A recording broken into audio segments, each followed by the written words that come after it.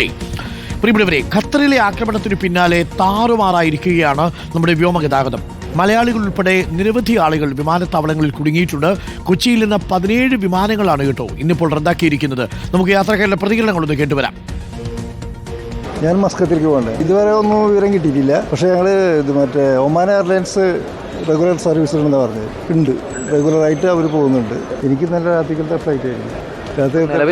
ഞങ്ങളുടെ എല്ലാ എമിഗ്രേഷനൊക്കെ കഴിഞ്ഞാണ് രണ്ടാമത് ഓൺ ടൈമാണ് ഇത് നടക്കുന്നത്. അവിടെ ഒമാൻ എയർലൈൻസ് റെഗുലർ സർവീസ് ഉണ്ടെന്നാണ് പറഞ്ഞത്. അപ്പോൾ അതിനുവേണ്ടി വെയിറ്റ് ചെയ്യും. ഞങ്ങൾ നേരം വിളിക്കുള്ള പിന്നിലായിരുന്നു. താമസത്തിൻ്റെ പ്രശ്നം ഉണ്ടായിരുന്നില്ല. അങ്ങനൊരു പ്രശ്നം വന്നിട്ടില്ല. ഇതിപ്പോൾ നിങ്ങൾ ട്രൈ ചെയ്തിട്ട് ശരിയാവുമെന്ന് പറഞ്ഞു.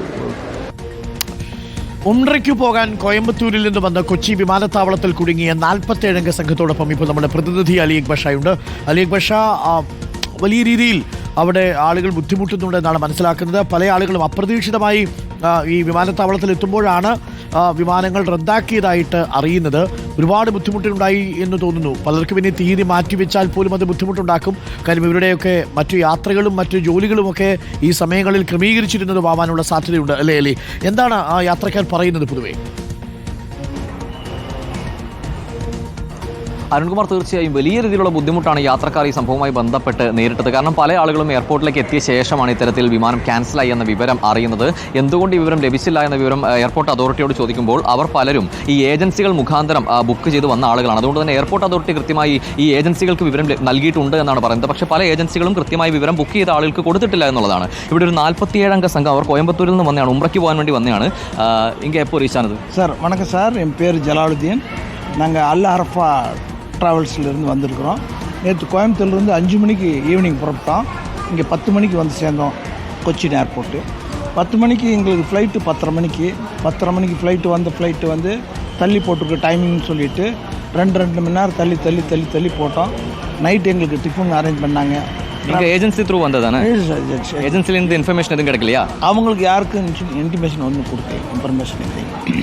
நீங்கள் எவ்வளோ மெம்பர்ஸ் இருக்குது இந்த குரூப்பில்? நாங்கள் 47 பேர் இருக்கிறோம். இப்போ என்ன பண்ண போகிறோம் நெக்ஸ்ட்? இப்போ ரிட்டர்ன் நாங்கள் கோயம்புத்தூர் போகிறோம். நாங்கள் ஏன்னா எங்களுக்கு குவைத்துக்கு போய் அங்கேருந்து மஸ்கட் போனோம்னா வார் நடக்கிறதுனால മറുപടി എങ്കയാவது ഒരു പ്രോബ്ലം ആச்சுன்னா മറുപടി ഇത്തനെ പേർ ബാധിച്ചിരുവാங்க. അരുൺ, ഈ 47 പേര് കുവൈറ്റിൽ പോയി കണക്ഷൻ ഫ്ലൈറ്റിന് അവിടെ നിന്ന് മസ്കറ്റിലേക്ക് പോകാനുള്ള ആളുകളായിരുന്നു. സ്വാഭാവികമായും ഇവരോട് ഇപ്പോൾ എയർപോർട്ട് അതോറിറ്റി പറയുന്നത് ഇത്തരത്തിൽ പോയി കുവൈറ്റിൽ ഏതെങ്കിലും രീതിയിൽ കുടുങ്ങുന്ന ഒരു സാഹചര്യം ഉണ്ടായാൽ, അവിടെ നിന്ന് കണക്ഷൻ ഫ്ലൈറ്റ് കിട്ടാത്തൊരു സാഹചര്യം ഉണ്ടായാൽ സ്ത്രീകൾ ഉൾപ്പെടെയുള്ള 47 അംഗങ്ങളുള്ള ഒരു സംഘമാണ്. സ്വാഭാവികമായും വലിയ അപകടമുണ്ട്. അതുകൊണ്ട് തന്നെ പോകേണ്ടതില്ല എന്ന നിർദ്ദേശം ലഭിച്ചതിൻ്റെ അടിസ്ഥാനത്തിൽ ഈ സംഘം എന്തായാലും കോയമ്പത്തൂരേക്ക് തിരിച്ചു പോവുകയാണ്. നേരത്തെ നമ്മളോട് സംസാരിച്ച പല ആളുകളും ജോലിക്ക് വേണ്ടിയൊക്കെ പോകേണ്ടവരാണ്, മെഡിക്കൽ ആവശ്യങ്ങൾക്ക് വേണ്ടി പോകേണ്ടവരാണ്. അവരിൽ പലരും വലിയ പണം മുടക്കി വേറെ കണക്ഷൻ ഫ്ലൈറ്റുകൾക്കുള്ള ശ്രമം നടത്തുകയാണ്. അതിന് സാധിക്കാതെ വന്ന ആളുകളെല്ലാവരും തിരിച്ചു പോവുകയാണ്. ഇന്നലെ രാത്രിയിൽ ലഭിച്ച നിർദ്ദേശം പ്രകാരം പല ആളുകളും എയർപോർട്ടിൽ നിന്നും തിരിച്ചു പോയിരുന്നു. കുറച്ച് പേർക്ക് എയർപോർട്ട് അതോറിറ്റി തന്നെ ഇവിടെ അടുത്ത് സ്റ്റേയും അതുപോലെ ഭക്ഷണവും എല്ലാം ഒരുക്കുകയും ഒക്കെ ചെയ്തിരുന്നു. പക്ഷേ ഇതൊന്നും അറിയാതെ രാത്രിയിലെത്തിയ ആളുകൾ പലരും ഇവിടെ ഇപ്പോഴും കുടുങ്ങിക്കിടക്കുകയാണ്. എന്ത് ചെയ്യണമെന്നറിയാതെ വലിയ നിസ്സഹായാവസ്ഥയിൽ കുടുങ്ങിക്കിടക്കുന്ന ആളുകളൊക്കെ ഇവിടെ ഉണ്ട്. എന്തായാലും വലിയ ഒരു ദുരിതമാണ് ഈ യാത്രക്കാരെ സംബന്ധിച്ചിടത്തോളം ഈ സംഭവവുമായി ബന്ധപ്പെട്ടുണ്ടായത്. ആ യാത്ര പൂർണ്ണമായും തടസ്സപ്പെട്ടു എന്ന് വേണം മനസ്സിലാക്കാൻ. അവരുടെ യാത്ര ക്യാൻസലായി, അവർ തിരിച്ചു പോവുകയാണല്ലേ കോയമ്പത്തൂരേക്ക്. ഈ 47 അംഗ സംഘം ഇപ്പോൾ തിരിച്ചു പോവുകയാണ്. കാരണം പറഞ്ഞതുപോലെ ഇവരുടെ ജീവൻ എന്താകും എന്ന ആശങ്ക സ്വാഭാവികമായും ഈ എയർപോർട്ട് അതോറിറ്റി അവരോട് പങ്കുവച്ചിട്ടുണ്ട്.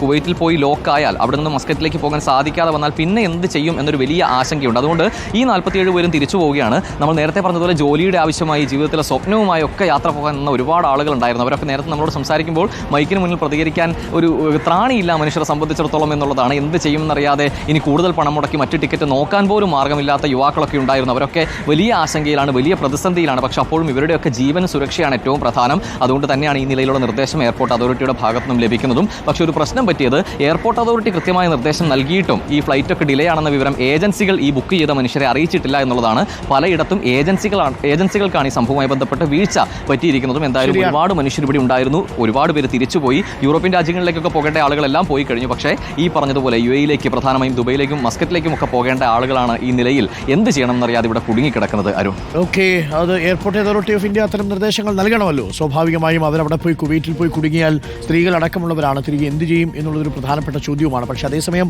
ഈ പ്രശ്നമുണ്ട് എന്നുള്ളത് ഏജൻസികളെ അറിയിക്കുകയും ആ ടിക്കറ്റ് മറ്റൊരു ദിവസത്തിലേക്ക് പോസ്റ്റ്പോൺ ചെയ്യുകയൊക്കെ ചെയ്തിരുന്നെങ്കിൽ അവർക്ക് കുറച്ചുകൂടി ആശ്വാസമായേനെ. ഇനിയിപ്പോൾ ഇതൊന്നും പോസ്റ്റ്പോൺ ചെയ്ത് കിട്ടില്ലല്ലോ, കാര്യം ഏജൻസി കൈമലർത്തും. സ്വാഭാവികമായിട്ടും എയർപോർട്ട് അതോറിറ്റി ഓഫ് ഇന്ത്യക്ക് ഇതല്ലാതെ മറ്റു മാർഗ്ഗവുമില്ല. കാര്യങ്ങൾ കുറച്ചുകൂടി ഗൗരവമേറിയതായിരുന്നു. ഇന്നലെ 17 ഓളം വിമാനങ്ങൾ ക്യാൻസൽ ചെയ്തിട്ടുണ്ട് എന്നാണ് അറിയുന്നത്.